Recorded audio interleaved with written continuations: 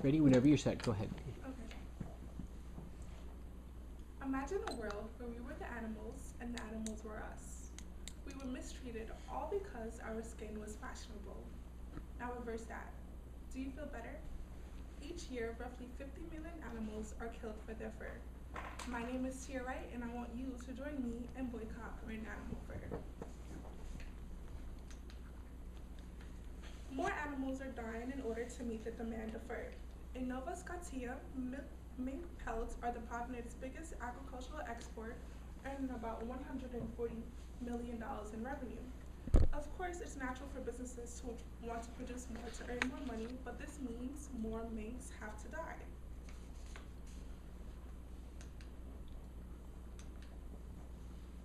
When would we realize that animals are worth more than their fur?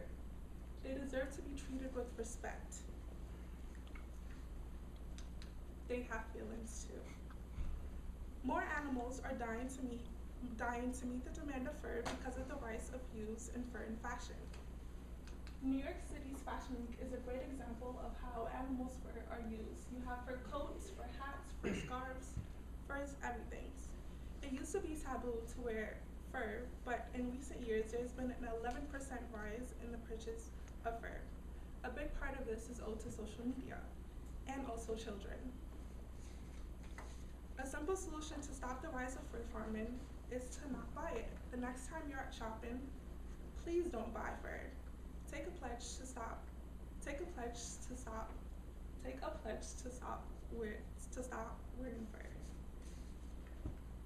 Because the look is not worth the kill. Thank you.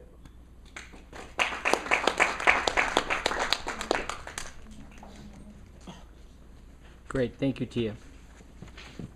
Okay, Ray.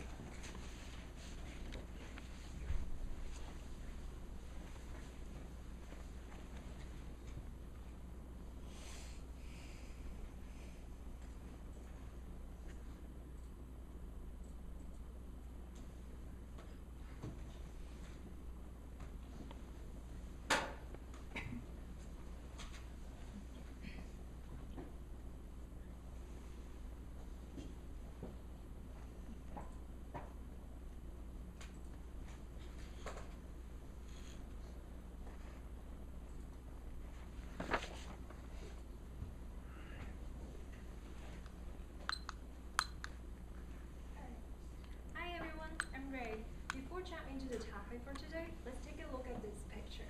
It's so beautiful, isn't it? So today, when we see the river, this is Mississippi River. It's so beautiful. But this river is a troublemaker.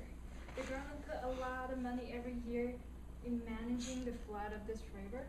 And today, we're going to talk about why we need the flood management. First reason, it really to the money. The damage can reach approximately $1 billion in 1927 flooding events. It's 1/3 of the federal budget in that time.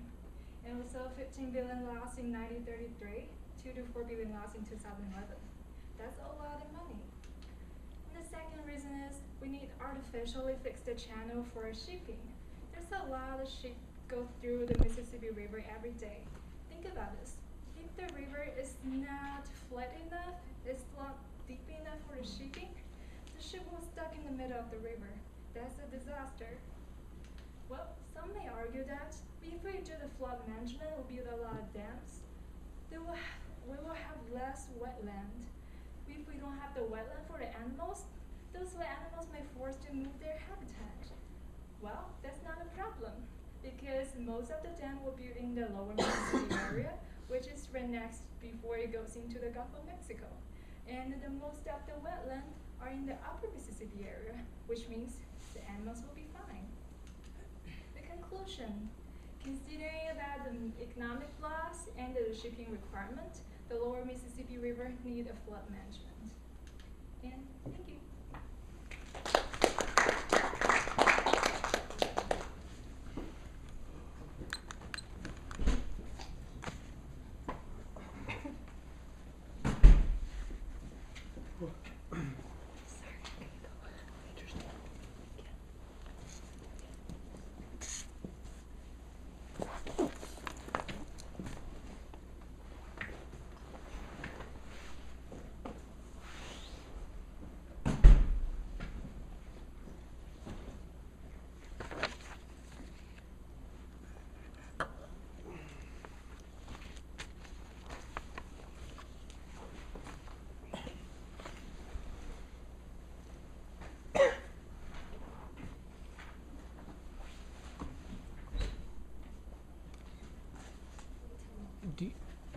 Are you in the other Are you in the other blog, the Persuasive blog?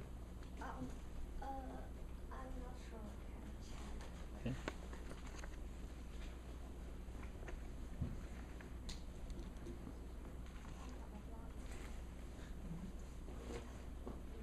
Most people upload it to the informational presentation blog. Maybe there's some instruction. Okay, JK. Yes. Do you want me to have Jordan go? Yeah, he can go first. Okay. Jordan, you ready?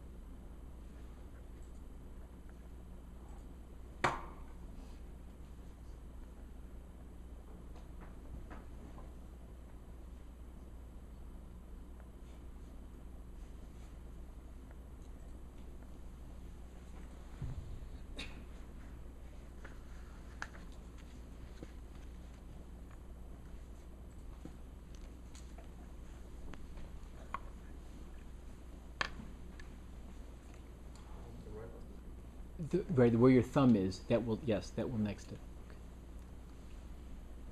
Yes, sir. Mm-hmm. According to the report in 2019, there more than half of carbon monoxide and nitrogen oxide, and almost a quarter of the carbon emitted into air. The poor air quality increased respiratory ailments like asthma and bronchitis, heighten the risk of life-threatening condition like cancer. So today I'm going to introduce the new product, electric unmanned technology. I will provide two positive aspects why we should choose it. First of all, that electronic unmanned technology can reduce amount of traffic accident and traffic congestion because eliminate human factor to some extent. Secondly, unmanned technology can reduce exhaust emission compared to ordinary vehicle, like gasoline vehicle.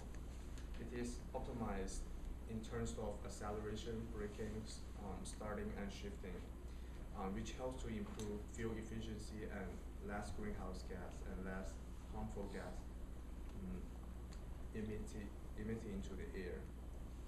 So in conclusion, the electronic unmanned technology is the product of the new era. It helps our living environment safer and healthier. This is the reason why I support and advocate this product. Thank you.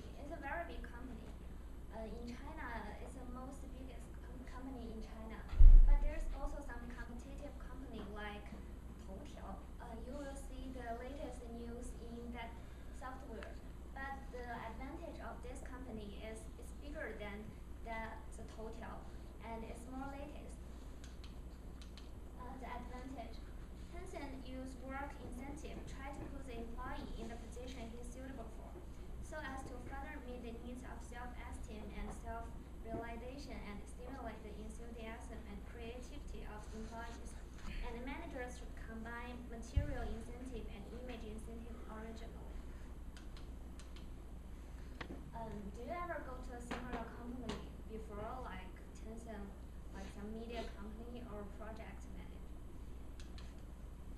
So I highly recommend you to try to find a job in Tencent because it's a really a big company.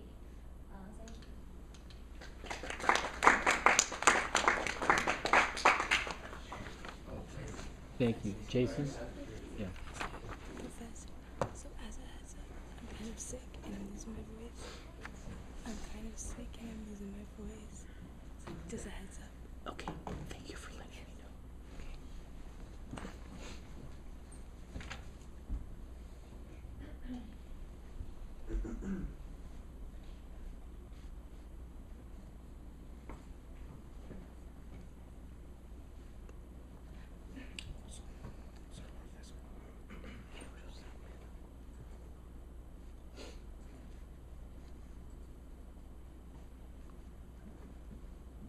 Remote?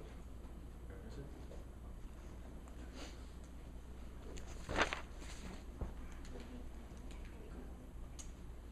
Okay. The All right. best.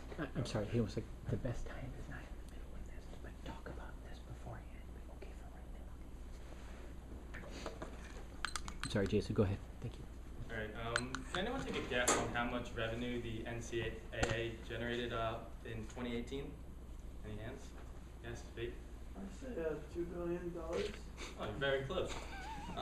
Well, in 2018, they actually generated $1 billion, and not a single dollar of that was given to college athletes. Hello, everyone. My name is Jason Schill, and today I'll be arguing why college athletes should be paid. First off, they generate millions and billions of dollars for their schools, and NCAA basketball is a prime example of this.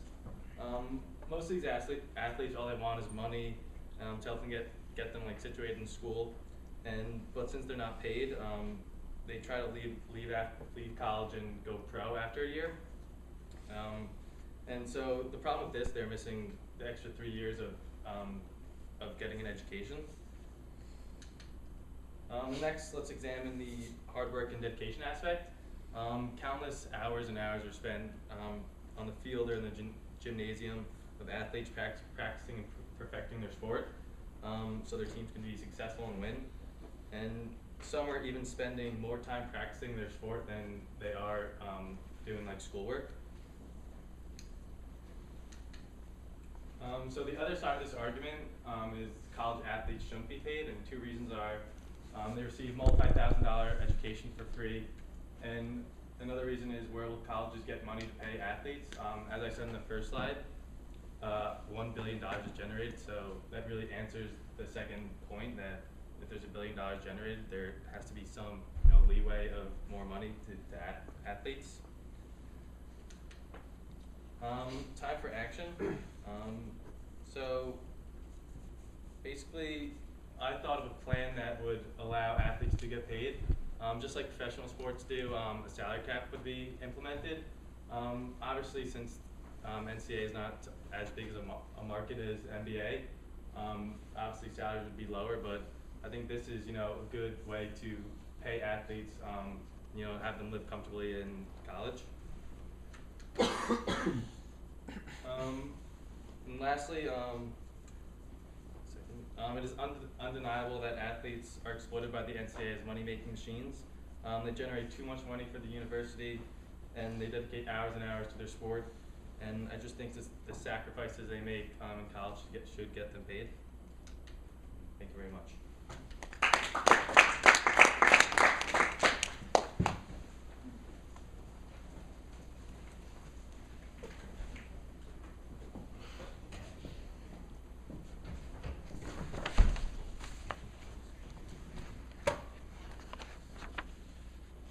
Okay, so we have Isabella, then Ethan, then Stephanie.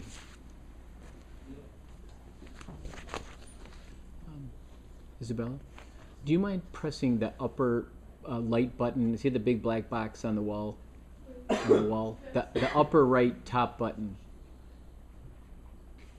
Thank you. It's going to turn the lights on. Is it the top button? Is that it? I don't even know.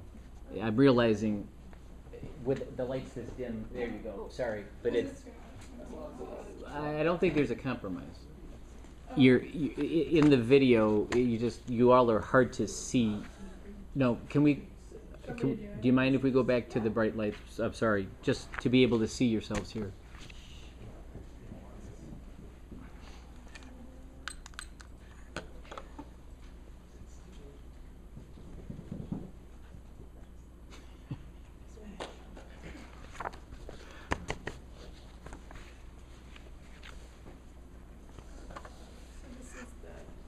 Where your thumb is would next it. Okay. Then, whenever you're set, we're set. Alright. Hi everyone, I'm Isabella and I'll be talking about social media. I'll be discussing the more positive aspects and the negative aspects. So in our society, technology is moving at a very fast pace, and events and stories are happening every single day. But what I realized is social media is more than just celebrity scandals, selfies, and getting likes. There's a lot more positive aspects to it. So 7 out of 10 Americans use social media platforms such as Facebook, Twitter, Instagram, LinkedIn, and Pinterest. And the internet has 4.2 billion users, which is 40% of the world. So with so much of the global community being connected to social media, delivering news alerts on social media channels reaches people faster. So for example, when natural disaster strikes and causes destruction, social media is essential in delivering messages asking for support. A way of doing this is through hashtags. Hashtags help the internet users locate related stories and show their support for those affected by the disaster. Here, you can also find links for websites such as GoFundMe, so even if you're not where the destruction happened, you can still find a way to help. Social media also helps with marketing and jobs. 96% of recruiters use social media in recruiting employees, and the most common site for that is LinkedIn. Also, as you can see from the chart, promoting your brand or marketing your company on social media websites like Twitter or Facebook is a lot cheaper than, for say, direct mail or broadcast TV. Social media also just helps stay connected with friends or expanding your network. It's also great if you have friends or family traveling abroad or people who don't live in your same area. It's a great way to stay connected. And social media can have a negative stigma with cyberbullying, self-esteem, and even scams, but overall I think that social media has many positive benefits that can help people all over the world. Thank you.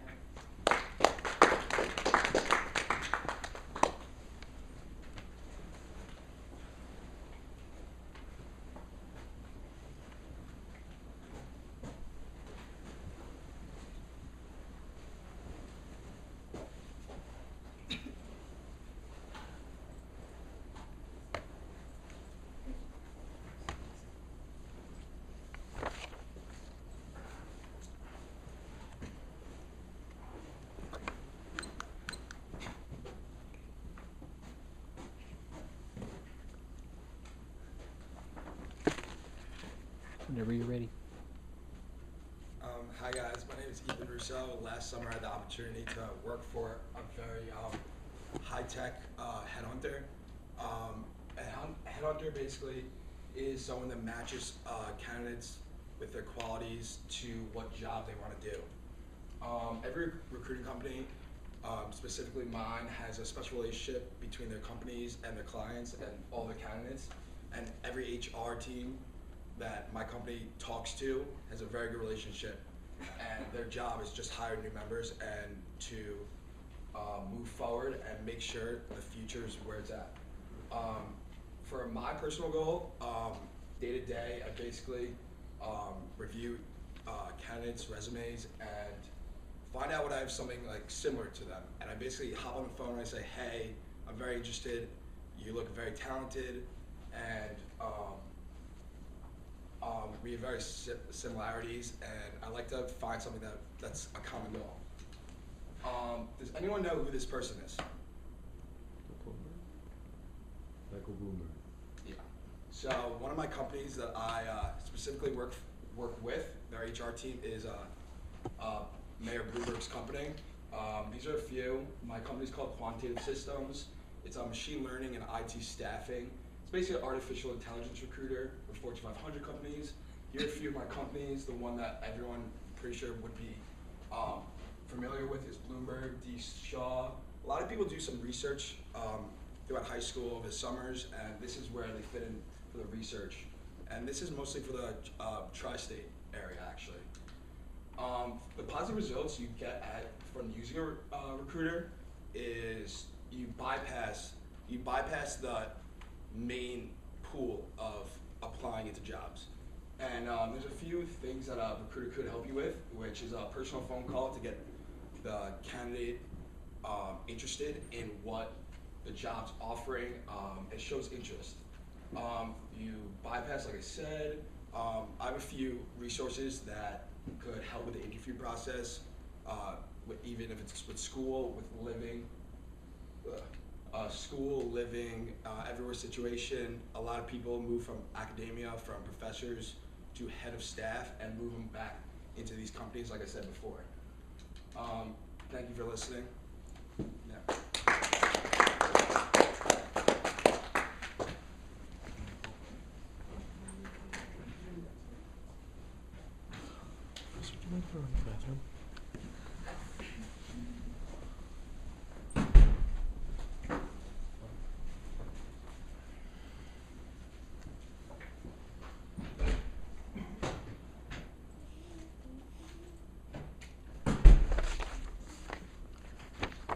All right, so we have Stephanie, then Lynn, then Kieran.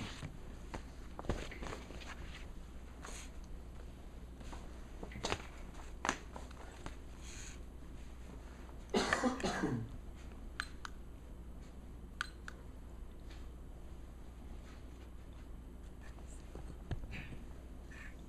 hi. My name is Stephanie Reed. So, why do you eat meat? Have you ever questioned whether or not eating meat is good for you or not? Well, it's not. A vegetarian diet has been proven to have many health benefits as well as benefits on the environment as a whole. So, what is a vegetarian diet? Vegetarianism is a practice of not consuming meat or fish. So, vegetarians eat mainly plant-based products. There are three types of vegetarians: a total vegetarian, which is also considered a vegan, a lacto-vegetarian, a lacto-ovo-vegetarian. So the benefits that are included in this diet is a lower risk of heart disease, a lower risk of diabetes, a lower risk of high blood pressure, a reduced risk of cancer, as well as saving the lives of many animals, which are often mistreated in factory farms. So the effects that meat production have on the environment is it releases greenhouse gases into the environment, which leads to climate change, deforestation, and also a suffrage of water. So raising animal for food requires massive amount of land, energy, and water, and causes immense animal suffering. So this is why I believe the world would be a much better place if everyone was vegetarian.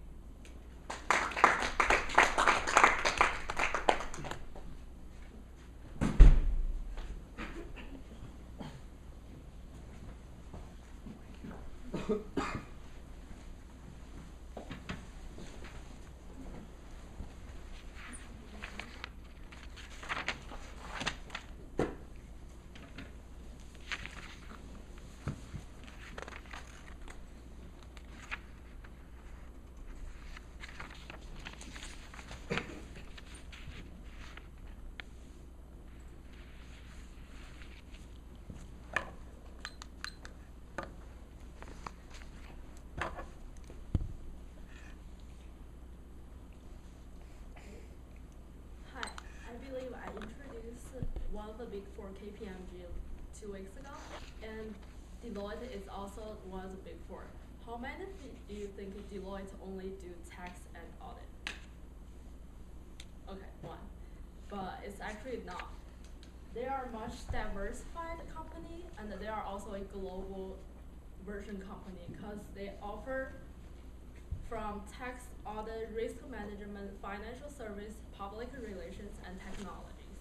Those are 7 different languages that how you say Deloitte, and even though if you are an international student or you're from different countries, you still can work for Deloitte, and they have the international and global connection, and they can help you to find in your own country if you want to go back to your own country.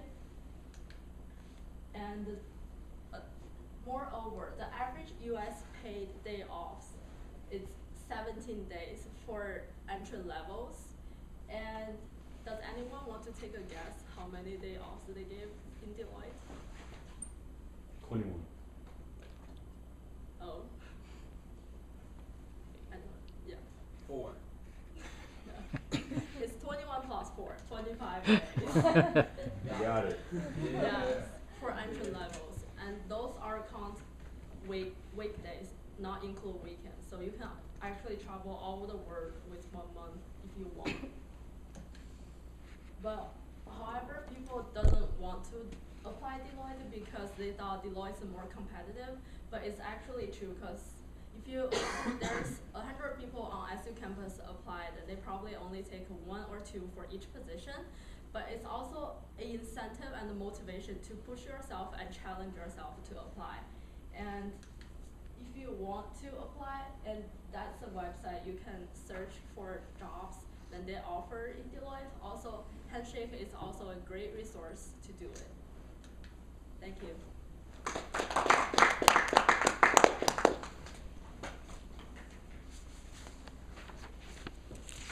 All right, Kieran, then Sarah, then Felipe.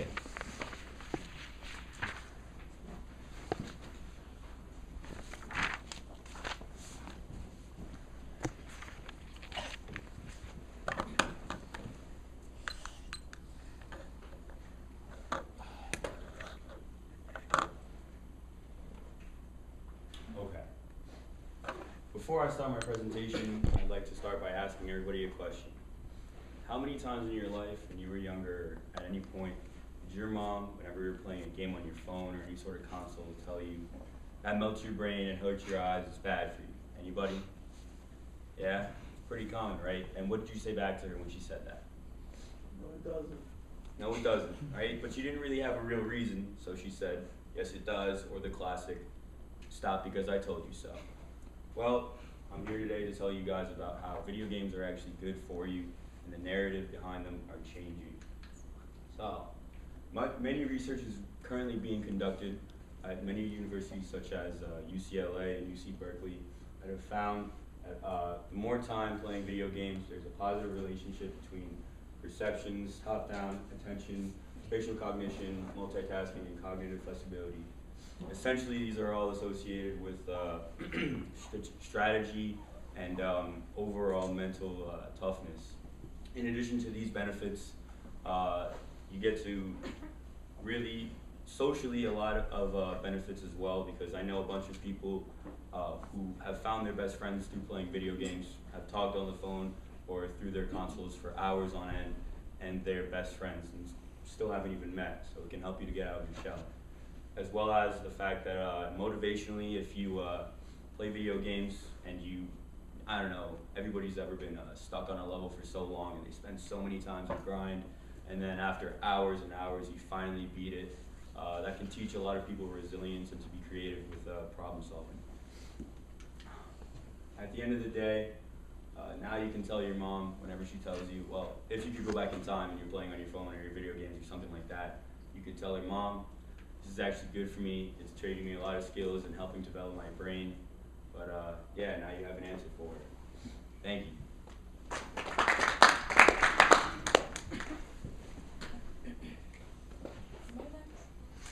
Yes. Yes, we have Sarah, Felipe, then you.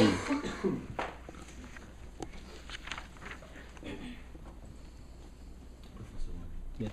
How long was that, by the way? 202. Okay. Thank You surprised? you. Yeah, I didn't think it was that long. Time flies when you're having fun. And when you're trying to get the audience to answer questions and all that eats up a little bit. But still, it's pretty close.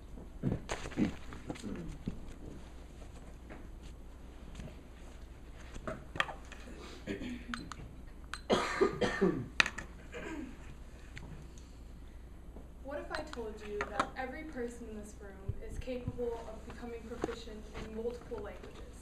Some of you might think, there's no way, I'm not capable of that. But the truth is, you're wrong and you are capable. We actually mentally limit ourselves most of the time when it comes to learning different languages. My name is Sarah Haynes, and I'm here to explain why this is, and hopefully, after this presentation, you will understand why you can overcome this mental boundary. So, a lot of studies in the past have actually created this stigma that age actually determines how well you can understand the language. A popular idea is called the critical point, and the idea says that it is critical to learn a language from infancy up to puberty in order to be proficient. And this idea is based on age.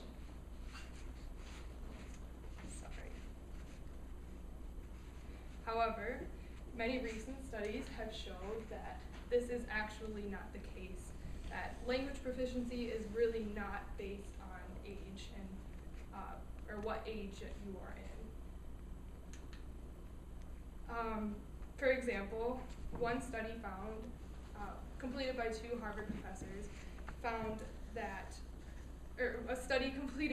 Harvard professors, looking over multiple studies with relation to age and language proficiency, found that age is really not a factor, and adults are actually just as capable of learning language as children are. So basically, many of the studies in the past failed to address some key factors that individuals find in their success in language proficiency. And it really came down to motivation. The two main things that you need in success of language proficiency is time and effort. Just as with anything you need to practice, such as presenting or computer programming, any type of language, it really just comes down to how much you really want to learn something new. So anyone can reap the benefits of understanding a new language and being able to relate a culture other than your own, as long as you don't limit yourself just because of your age. Thank you.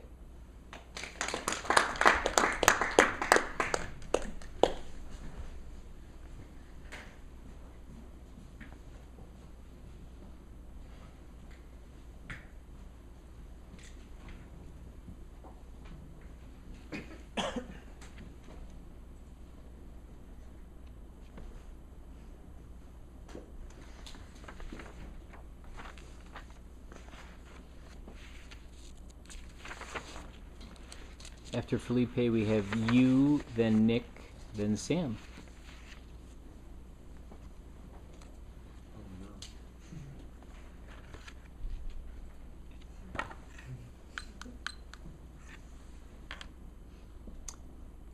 Hey, where do I get the presentation? Slideshow. Or the F5 key will start it.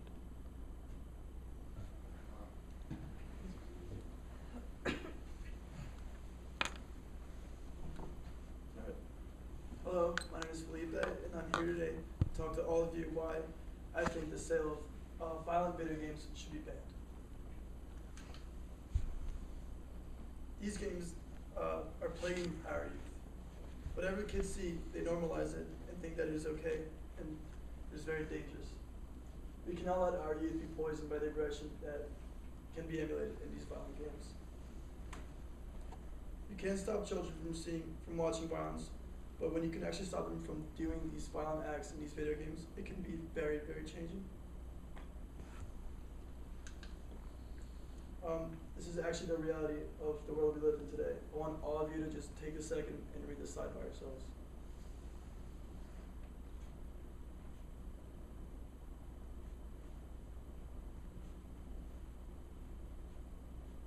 There is big money in the video game industry. It'll be very difficult to try and regulate this issue.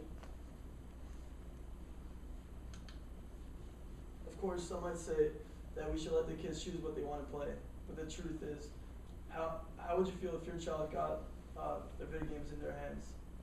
These violence-fueled games in their hands, and they ended up committing a crime because of the influences that they saw and they were doing as well. I want to go back to my original point that children's brains are like sponges. They emulate what they see. And 97% of kids play video games. Half of the video games they play is violent. Violent games should not be in the hands of our children. Do you want to see the violence in our streets? Thank you. Yes.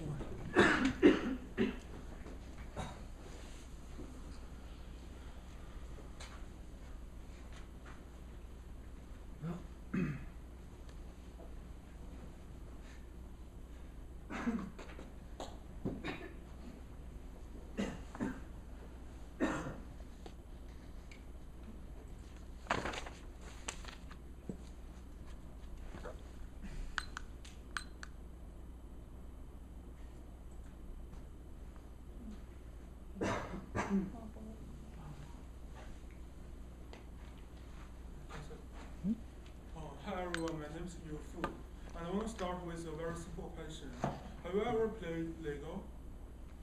Yeah, it looks like all of you have some kind of experience with it.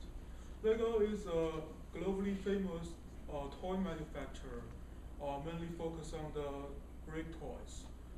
And I assume that all of your experience with Lego happens in your early ages, like when you are kids, right? But today I want to argue that Lego is not only a children's toy, but also a toy that is great for everyone. There are 4 reasons I'm saying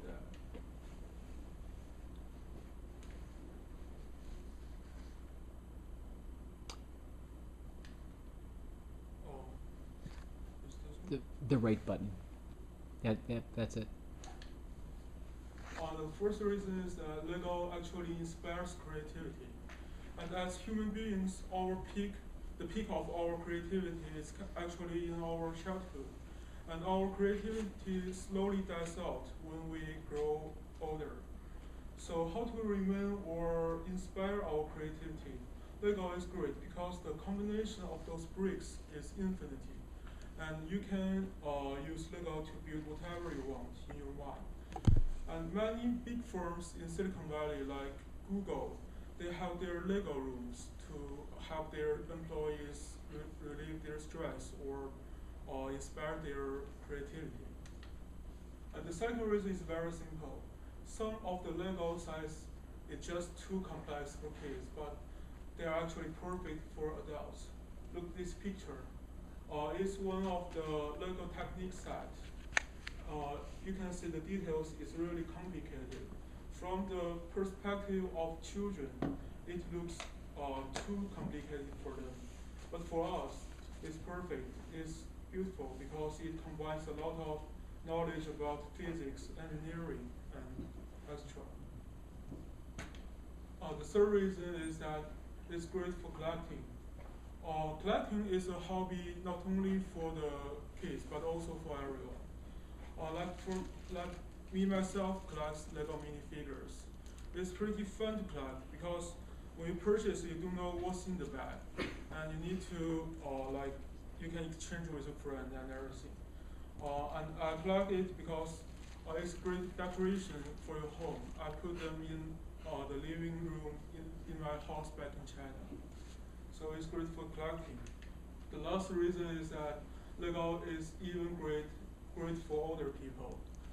Alzheimer is a common disease among the elders. And by playing around with Lego, you can actually move your hands, also make your brain think. These 2 factors is great for Alzheimer cure.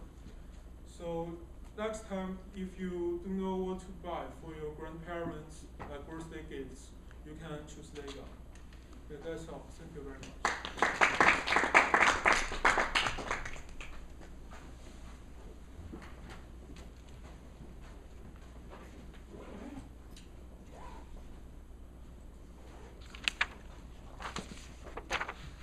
Okay, Nick and Sam. What's that?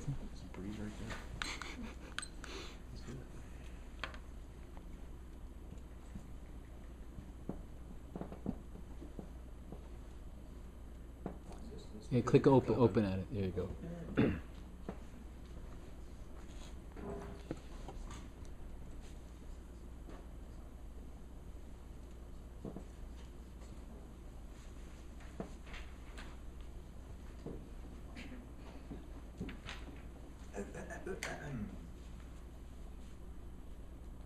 Put a little timer here also for me.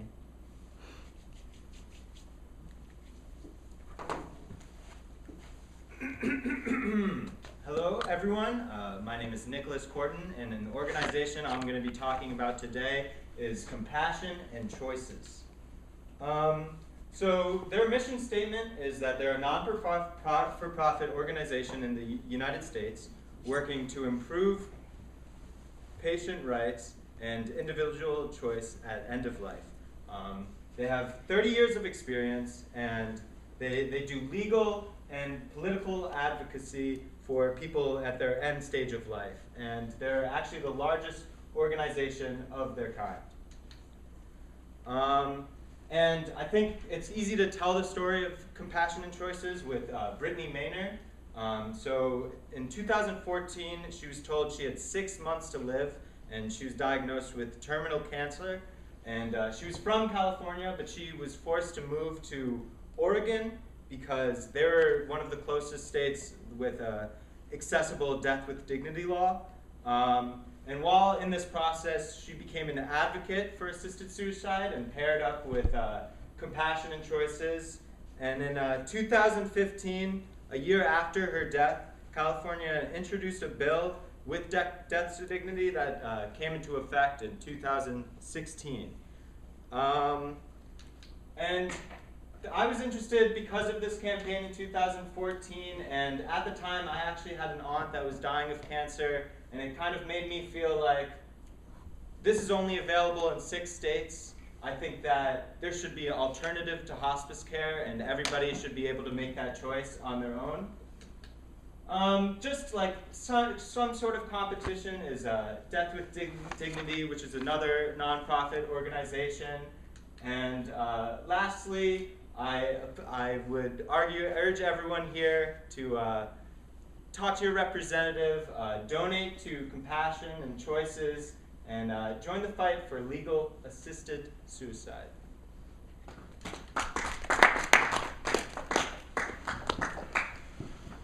Get you out of here. Come on, let's go. That's the spirit, Sam. Might be the most self-serving presentation.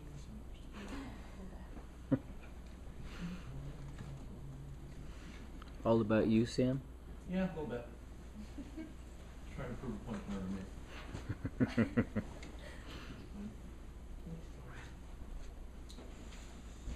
Okay, unmute it. All right.